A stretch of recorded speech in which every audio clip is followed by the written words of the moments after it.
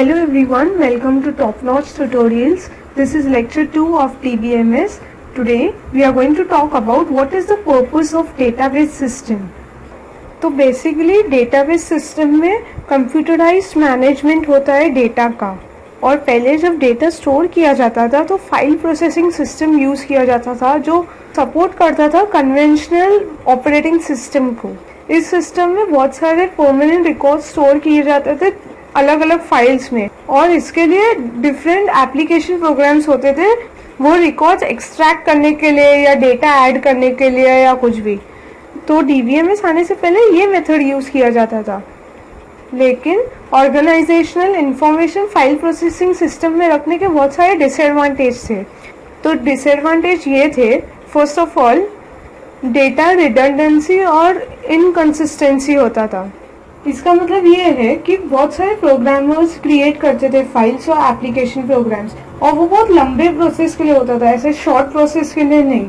तो बहुत सारी फाइल्स होती थी और अलग अलग स्ट्रक्चर्स और अलग अलग प्रोग्रामिंग लैंग्वेज में लिखी जाती थी ये फाइल्स और प्रोग्राम्स। तो क्या होता था, बहुत बार सेम इंफॉर्मेशन डुप्लीकेट होती थी अलग अलग फाइल्स में।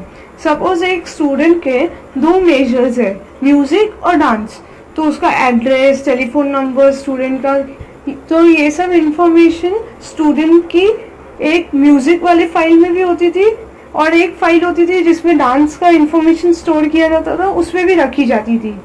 तो इससे रिडंडेंसी बढ़ती थी। तो इससे क्या होता था, एक तो हायर स्टोरेज होता था और एक्सेस कॉस्ट भी बढ़ता था। तो इसके वजह से डेटा इनकंसिस्टेंसी होने लगा। मतलब क्या होता था, बहुत सारी कॉपीज हो जाती थी एक ही डेटा की। इससे क्या होता था कि हर कॉपी में अलग अलग इंफॉर्मेशन स्टोर होने लगी।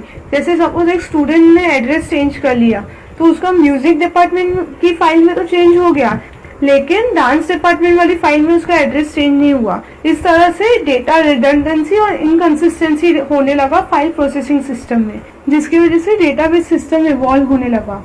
अब दूसरी प्रॉब्लम क्या हुई कि एक्सेस करते थे ना जब डेटा, तो डिफिकल्ट हो जाता था। अभी सपोज एक यूनिवर्सिटी को हर वो स्टूडेंट का इंफॉर्मेशन चाहिए जो एक पर्टिकुलर पोस्टल एरिया में है, तो वो क्लर्क ने डेटा प्रोसेसिंग डिपार्टमेंट से मांगी वो लिस्ट। तो अभी वो लोग को पहले डिजाइनर्स को पता नहीं था कि ऐसी क्वेरी या ऐसी रिक्वेस्ट आएगी, तो उनने ऐसा एप्लीकेशन प्रोग्राम बनाया ही नहीं कि वो रिट्राइव कर सके हर वो स्टूडेंट का इंफॉर्मेशन जो वो पर्टिकुलर पोस्टल एरिया में रहता है।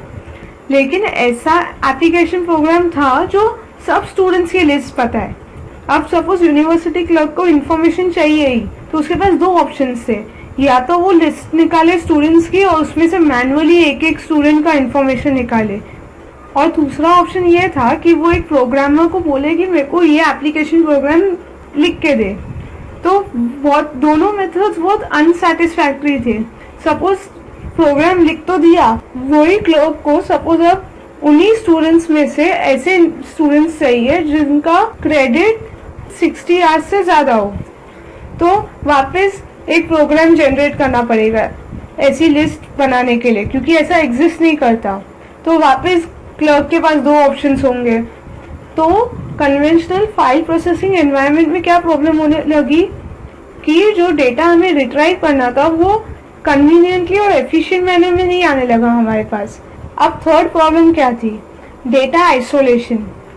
अब क्या होने लगा, डेटा अलग अलग फाइल्स में रहने लगी, स्कैटर्ड रहने लगी, और हर फाइल का फॉर्मेट अलग था। तो न्यू एप्लीकेशन प्रोग्राम लिखना पड़ता था वो डेटा को रिट्राइव करने के लिए, जो बहुत डिफिकल्ट होने लगा हर इसके लिए अलग एप्लीकेशन प्रोग्राम लिखना। अभी फोर्थ प्रॉब्लम ये था कि इंटीग्रिटी प्रॉब्लम्स होने लग गई।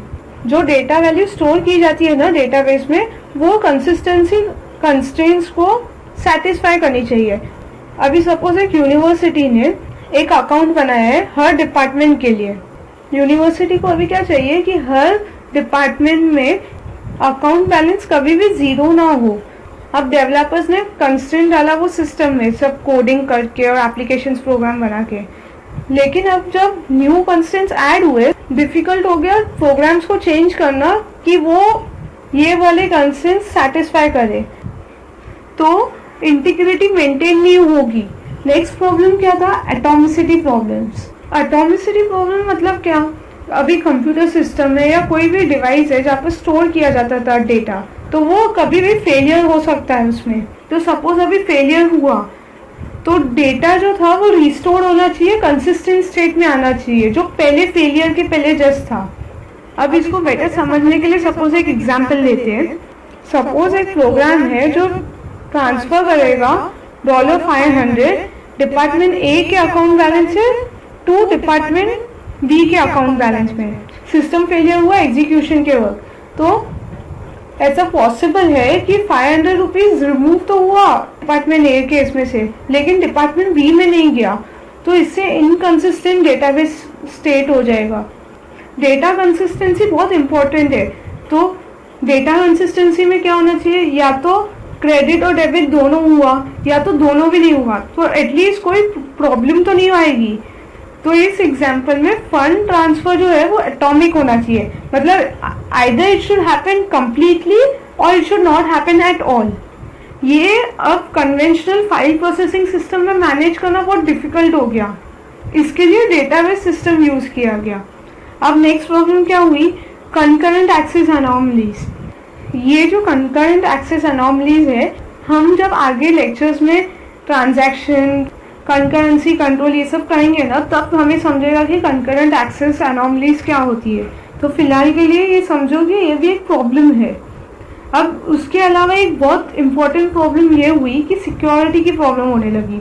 एक डेटाबेस सिस्टम है तो हर यूजर एक्सेस नहीं कर सकता है जो भी डेटा है। सपोज एक स्कॉलरशिप की कमेटी आती है जो डेटा मांगती है हर वो स्टूडेंट का जिसका अच्छा परफॉर्मेंस रहा है, तो अभी वो कमेटी को टीचर की इंफॉर्मेशन की जरूरत नहीं है, लेकिन एप्लीकेशन प्रोग्राम्स ऐसे ऐड किए जाते हैं फाइल प्रोसेसिंग सिस्टम में कि वो सिक्योरिटी कंस्ट्रेंट्स एनफोर्स करना बहुत डिफिकल्ट हो जाता है।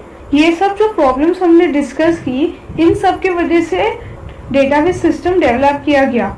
Thank you so much for watching this video. If you have any doubts regarding any concept of database or any other topic, you can comment down below and we'll get to you right away.